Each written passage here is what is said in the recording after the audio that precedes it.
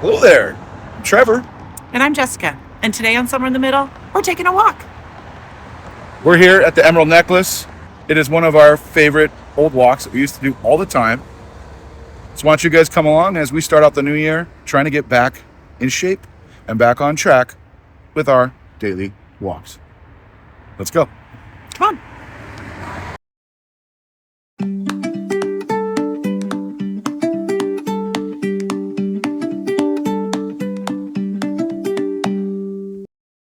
So this is some new signage that was put up over the last couple of years. City of El Monte, San Gabriel Valley, and probably some other cities aligned because this necklace way rolls through a number of communities. I believe it begins and ends in El Monte.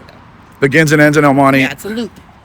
And I think also you can take this path all the way down to like Seal Beach. Seal Beach. There it is. There's a 30-mile. It connects to other pathways, I think is what it is. Yeah. And all along that, they have been really trying to establish beautification processes. Bringing some environmental relief to communities. As well as education on wildlife, animals. And rehabilitation of those animals as well. Safe space for exercise. You're not on the main road. If you're a runner, you know how it is to be running on the sidewalk where you have the driveways come in and you almost twist your ankle, or then you try to run on the street, which isn't always flat, and then you get possibly hit by cars. And so this is nice because you don't have to worry about those driveway ditches and, cars.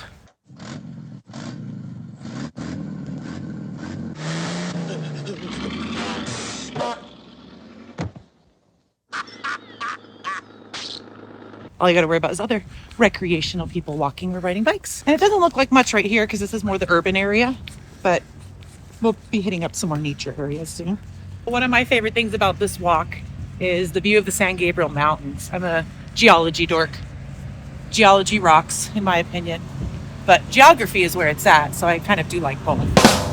Ha ha ha. But no, these mountains are actually growing constantly, slowly, because they're up against the San Andreas Fault. And as you can see, there's a little bit of snow over there on Mount Baldy. It started snowing. I can't wait to take you guys on a snow adventure with me. Not quite ready for it yet. Oh, look over here on the wall, the different ways to say water and the different symbols for water. I forgot about this.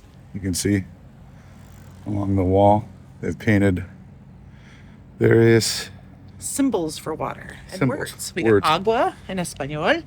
I'm not sure what that is either. Looks like a Sanskrit of some sort. Yeah. That's pretty cool. That says vada. That's Russian. I do know Russian. I must break you. And I know how to read it. So that's vada. Agua. I don't know what the other ones are. There's agua. There's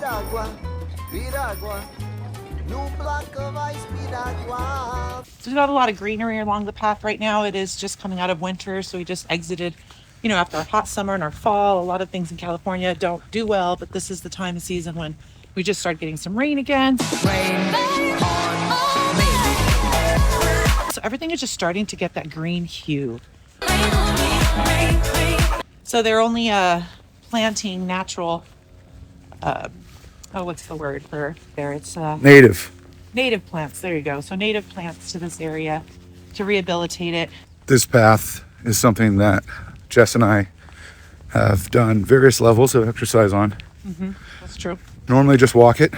Generally, even Today right now. We're walking it. Today we're walking, actually kind of a slow pace, not really brisk yet.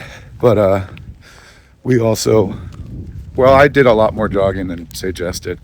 Well, I started having physical problems. Yeah, Jess got a hernia. 3, in fact. 1, 2, 3.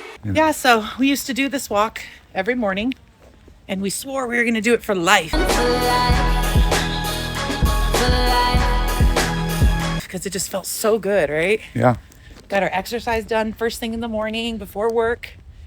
And then after work, we didn't feel like we had to go to a gym or anything. We can just relax the rest of the day or get done whatever we need to do and not worry about having to get that exercise in because we knew we got it done first thing, started the day off on a good note, right? Hardest part of getting to exercise is getting out of bed. Yep. It's just starting it. That's it. Literally it. Once you've started moving, it feels good. You're good. And so here we are at the water. You can Oh, see, the path is gone, yeah. as Jess just mentioned, We've had a little bit of rain recently.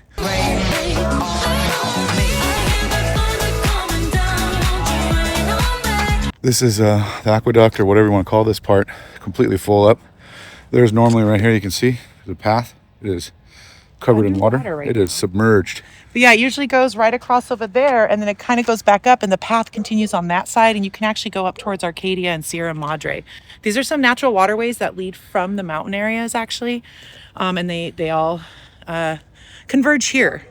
Yeah, you can get yourself all the way over to Santa Fe Dam from this little As pathway. well, yeah. There's a lot of different, I think, little footpaths we've Some never of the bigger runners and bikers will take this all the way again, but not now because it's submerged in water, as you can see there.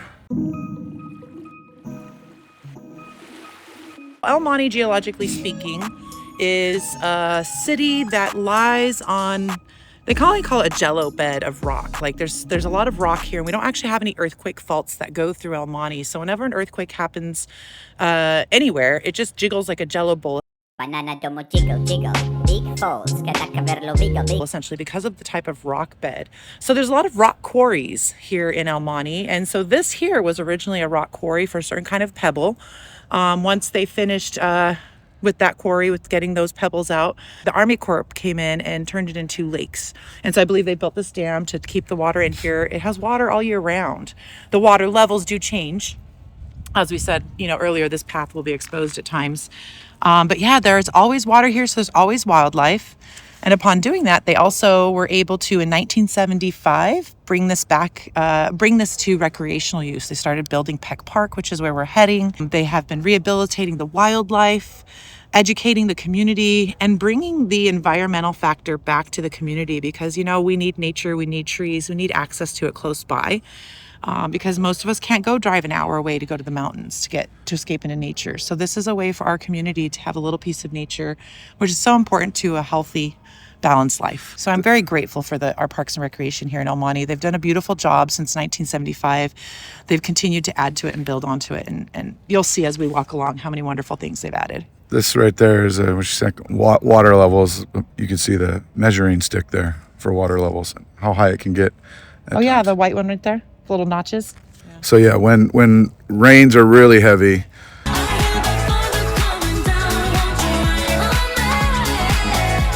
this water, of course, is rushing over that and going down into the wash itself, which again, you can take this the opposite way that we're actually walking, all the way back down to, as Jess said earlier, Seal Beach. Yeah, it's about 30 miles. I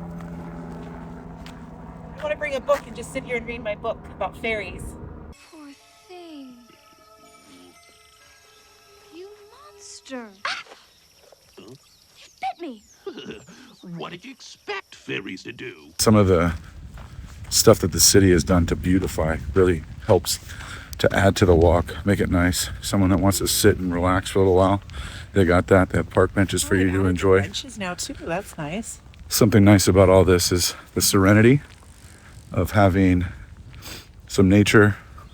Living in El Monte is very much a city, San Gabriel Valley, all city base. I mean, you do have some mountain ranges, but like Jess said, getting up to them takes a little bit of time. Not as easy as this. This is just a short step outside our home to get to this. I myself, I grew up in a lot more nature. I grew up in the Inland Empire, more Carbon Canyon area, and I was used to being able to just walk outside and get into nature. And our kids haven't always had that opportunity. So this is nice. I know one of our sons likes to use this place regularly for bike rides and yeah, we used to bring them here when they were little. Skateboarding. We used to bike ride with them. So one of the things I like about this path is that they're educating the community on the land that we're in, right? Because most people would look at the mountains and say, oh, hey, look at these mountains. Oh, hey, look at these mountains. But it turns out we have Mount Wilson up over here, observatory. It's way at the top of the mountain. I've never actually been there, but this map here that is on their path shows you where Mount Wilson is. It also shows all the different mountains and their names, peaks, and their elevation levels. So I think that's cool. Was that way at the top up there? Mm-hmm. The white? Yep. Isn't that where Mason just climbed? Don't think so. When we were talking about beautification stuff earlier, this is all part of the newer beautification. These trails here, all been developed over the last couple, year or two, 3 maybe.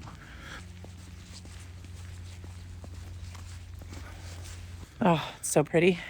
And just smells amazing. I wish this was a smell vision thing. Oh, it's amazing. What is that? It's Sage smell. might be a form of rosemary. It might be a variation of rosemary. I'm not sure. I'm not a plant specialist or anything, but I do love learning what I can. I have one of those plant apps. You use your phone, you take a picture, and it tells you what it is. Ah, so good. Now, I don't normally pick stuff. I try not to. I was trying to just grab a leaf and smush it between my fingers so I could smell it, but it just kind of popped off. So I try to just rub my fingers on the plant and sniff my fingers, essentially, so that you don't, take a leaf. Because what happens if everybody does that? So something I have always liked about walking is the sound of the earth under your feet. Here on the, I don't really notice it when we walk on the bike path, and this is actually a lot more soothing.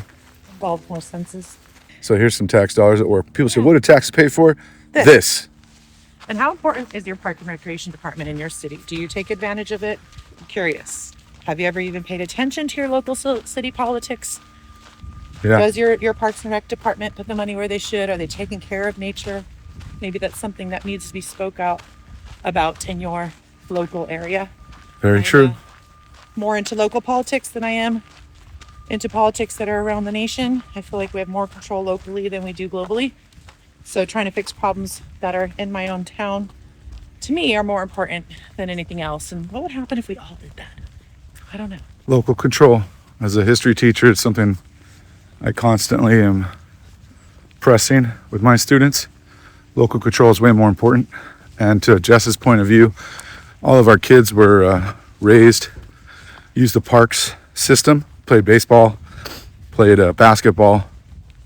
And something kind of cool with that is my own students coached, participated with my kids, and a sense of community. I think that's important. It's a native poppy, a different kind of native poppy. You even have to be pollinating that one right there. This poppy looks a little different. It looks like a poppy. I'm gonna have to look it up when I get home. I took a picture. Is it the California poppy, you mean? Yeah, well, it doesn't look like the usual California poppy. I like how it shows that the park setting, what birds will be in there, the woodlands, chaparral, the willows, the lake shore, and then the lake.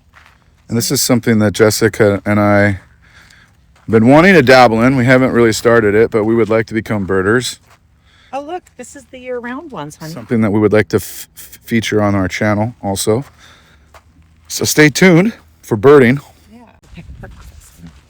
We can't make any promises of how quickly we'll be getting to birding, but it is something on our minds. It's something that definitely in the future you will start to see incorporated in the channel. One of the parts to this park is directing the water towards the right area so that you don't get, Flooding.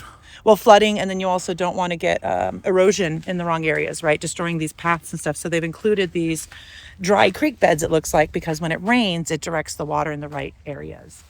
Instead of overtaking this walkway. Yeah, so you'll see as we go through the park, you'll see a lot of areas that look like a creek that's dry, but that's for drainage for when it does rain.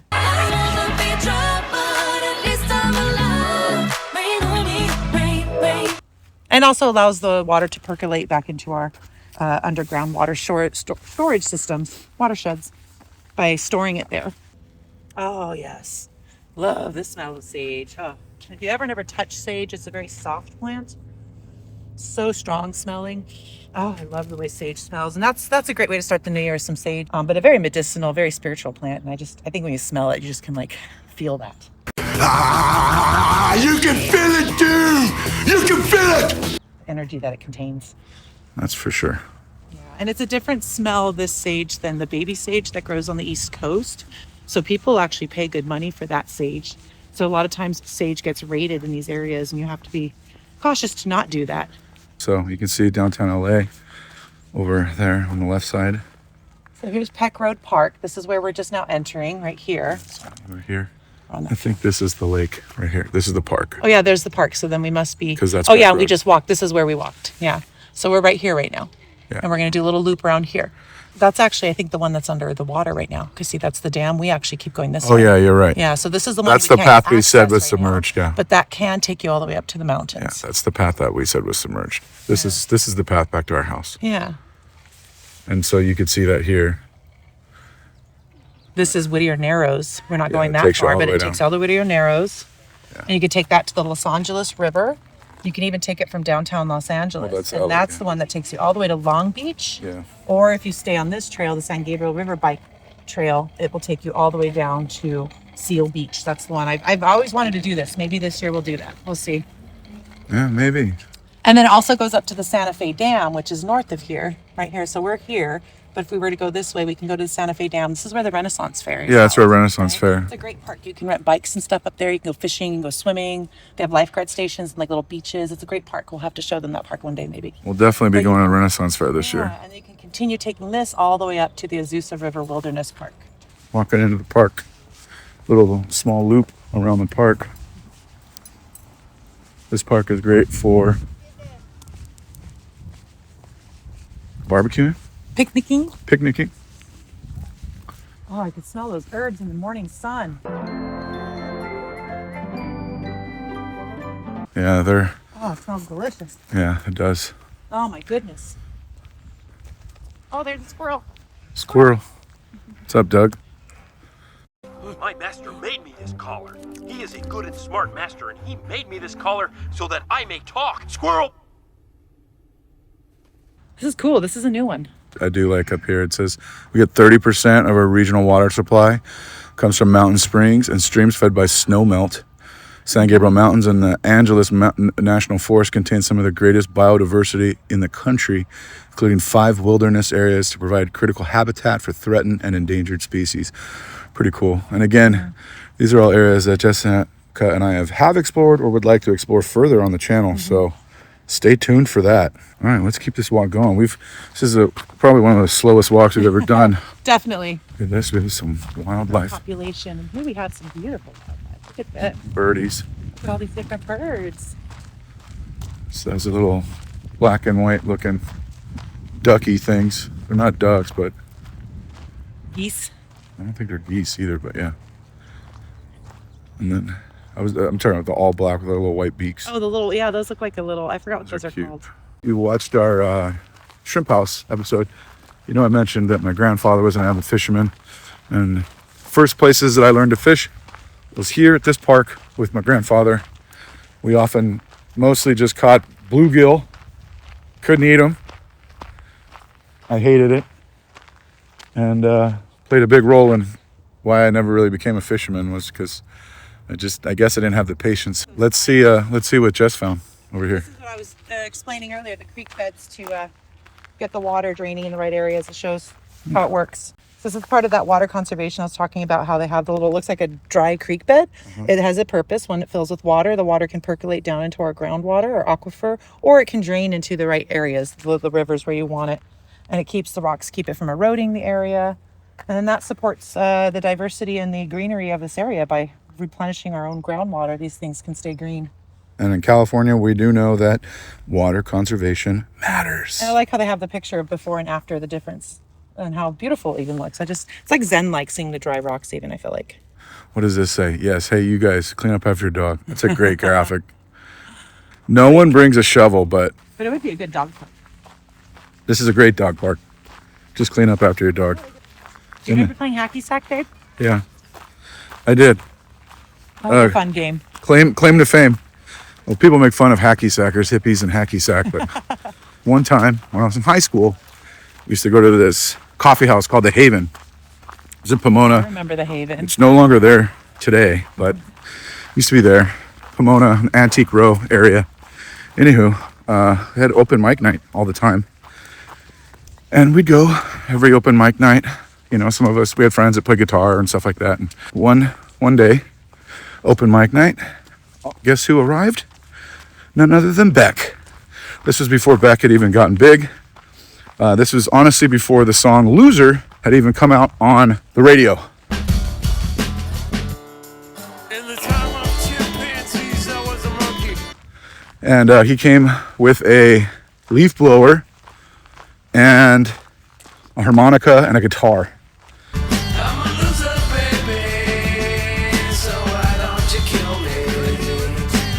Played an incredible set. He actually played that song "Loser," and then afterwards we were all outside playing hacky sack together. And this is, I don't know, you don't know many stories of men going to the bathroom together, but I was like, I gotta pee, and Beck was like, me too. And we went to the bathroom together, peed, came back out, and kept playing hacky sack. There's my how I peed with Beck. I played hacky sack, and I heard him play "Loser" before it even played on the radio, before it got popular on K-Rock. Yo, cut it. If you're from Southern California, you know K-Rock. K-R-O-Q. What do we see? Do not feed birds bread. Do you guys know that's really bad for them? Huh. And also for those of you who throw, what is it they throw during a wedding? Rice. The birds who come and eat the rice, it kills them. Don't throw rice and don't feed bird. They do like, bread, sorry. They do like grapes. Cooked rice. Bird seed, peas, corn, oats, and chopped lettuce. So there you go. Bring your chopped lettuce. Yeah, but stop throwing rice at weddings. If you do, get some confetti or something. Maybe even they make confetti out of leaves now so that it's biodegradable. Much more effective for our environment if you want to save some wildlife. Oh, yeah. Oh, what is that? Oh, yeah. Yeah. And you've got the audacity, yeah. Everybody loves to be told what they can and can't do. And I know people for years have always thrown bread at ducks, but guess what? You probably didn't know. Not good for them. Gross. So we've done the loop in the park, and we're about to make our way back onto the bike path, essentially, back out to where we started from. We definitely, for a moment in time, coming every day, the time that I was jogging this, knees didn't really like that so much. I used to worry about you too because you'd go so early in the morning and I'd worry if something happened. I wouldn't know, but at least I know where to find you. Yeah, not something that I think I've mentioned too much on the channel, but I am a heart attack survivor. So me going out alone running definitely could give family members a bit of a reason for worry. That's why I always took a phone with me and stuff like that. But one reason I liked this walkway, that if something were to happen, there's generally people along the path, and a car can get on this. Like ambulance could get to me. Like I would, like if I went and did runs in the mountains, I could get lost and people might not actually find me. Whereas here, could easily get to me, or people would see me and say that man's down. You know, things like that would happen. So feel more safe. Another aspect we haven't talked about is the psychological wellness that walking can do, and for partners also. Couples therapy. Time for partnership. It's therapy for the soul because you get outdoors. I don't know what it's called. I'm gonna have to look it up and I'll include it here. But like the Japanese people believe in like being Forest bathing. Yeah, like you gotta be around trees, you gotta be in nature. And like the same for us. Like, you know, I've mentioned it in my biking episodes. I get to think, I get to clear my head. I mentioned it in my driving episode for Caleb moving out. There's something soothing of that process, and walking does the same. And when Jess and I get to do this together, you know, you process a lot. You process the good and the bad. Take them both, and there you have the facts of life. The facts of life. And you tend to let go of the bad and highlight the positive as you walk together. Oh, we've had some good conversations on this path, I feel like. We have. We've had some disagreements on this. Yeah, that happens too. There's times where the talk isn't always connecting, but isn't that partnership? You're not always going to agree on everything. And I think that's part of the good of it, though, is that like when we have conversations on these walks, they tend to be therapeutic, good for the soul, good for our relationship. I gotta say it was a good day. Jess is a little like Doug when it comes to flowers. Doug sees a squirrel and gets distracted. Jess sees a flower and gets distracted. And squirrel! Yeah, so I want to at least be able to identify our native plants and, you know, brush up on some of that stuff. Kind of like I want to get to know bird names better. Yeah, bird names too. What's that? There's some of our friends. Yeah, we have a video, a vlog actually. I could take a selfie. Yeah, oh yeah. You got a camera? Yeah, I got mine out too actually. That we had a little diversion for some friends. Actually, someone that Jessica worked with for a long time, raised kids together. Community friendship. PTA, band. Kids went to school together at preschool. Yeah, and her and her husband also walk this path daily. They saw us and were like, well, you guys do it too. And it's like, we normally walk at a different time, so that's why we haven't really seen them before. But yeah, that all ties together. Yeah, and I know people who live up along this walkway too, that literally their backyard has a gate that opens up here. We've had a few times where, is that you, Jessica? People be walking. I have vivid memories of my grandfather and I and my cousin John. God rest both of their souls. We would spend a lot of time together here fishing. My cousin John was the good grandkid. He liked to fish. I did not. You can see the road closed signs going down. Again, you saw on the map earlier, this takes you over. You go all the way over to Santa Fe Dam. This is like all part of the beautification. Like this, these gates were not here before. It used to just be a stupid regular old fence like this fence you see right here. Like this gray fence was just that. And then they added those. Chain link. On a very, very, very, very wintry, rainy day, again, over here, you're gonna see water rushing. And hence why you can see all that timber. Also, you can see all the sand and dirt. This is normally not that dirty, but because we've had recent rains.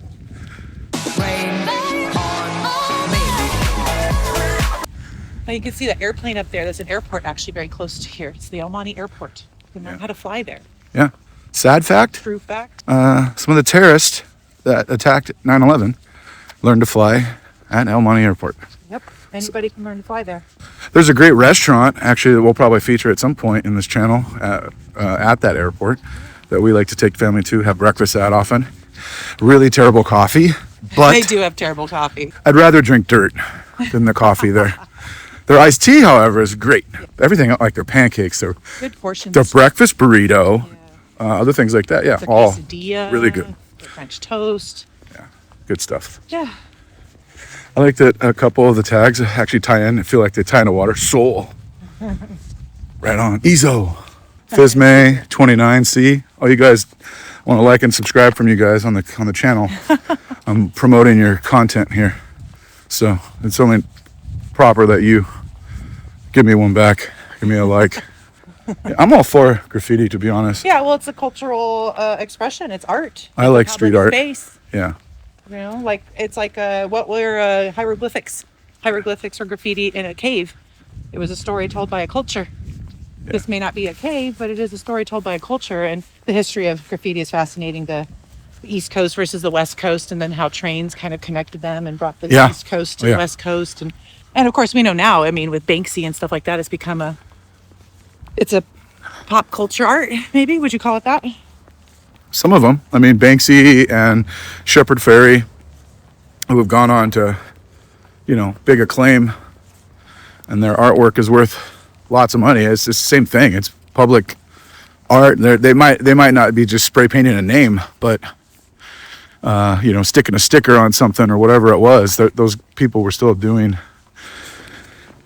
Again, it's a lack of understanding of a culture of most people that don't like graffiti. The thing that graffiti I don't like is when it's on private property. Sure. Or when it's over something that was already artsy, Yeah. Or something, there's so many other spaces that aren't being used that you can graffiti and not disrupt something else that's already been there. It's when they disrupt other things that's when I feel a little bit intruded upon. Well, that was a nice walk. It was. Nice walk for sure. If we were to keep walking, again, we could keep taking this. This would go all the way down to the airport and further on along this pathway here. This is the one that takes us to Long Beach. Yeah, that's where our trail ends. We come back to where we started, right up there at the sign, the Emerald Necklace. Basically get our nearly 4-mile walk, call it a wrap. All right, well, our loop's complete. Yes, sure is. We did it. Felt good to get outside. Yeah. A Felt little good. slower than usual. This was slow. I mean, shooting and walking is different. Yeah. I'm not keeping up the same heart rate that I normally would. I'm not doing my bushwhacker arms and really trying to elevate them and get some motion as I walk and truck. But thanks for joining us on this episode. We hope you enjoyed it. What are you going to do for yourself for this year? Are you going to exercise, pick up an old routine? Share with us. Let us know. How do you stay healthy? Is it important to you? I know it's important to us. It is, especially if you've watched some of our fast food craving episodes. You know that I need to get my exercise on. I can't just keep blowing up. I mentioned I had a heart attack. I have heart disease in the family. My blood grandfather died at 34 or 36 years old. So I've matched that. I'm over that, and I want to keep going. We just heard about someone dying at 72. Oh, Stanley Kubrick. And I was like, that's way too young. I'm 46. That seems close. So yeah, exercise. Once again, thanks for watching this episode. We really appreciate your viewership. We appreciate you watching, taking the time to continue to like and subscribe, share the channel with others, and we'll see you in the next episode. Auf Wiedersehen. Stay healthy.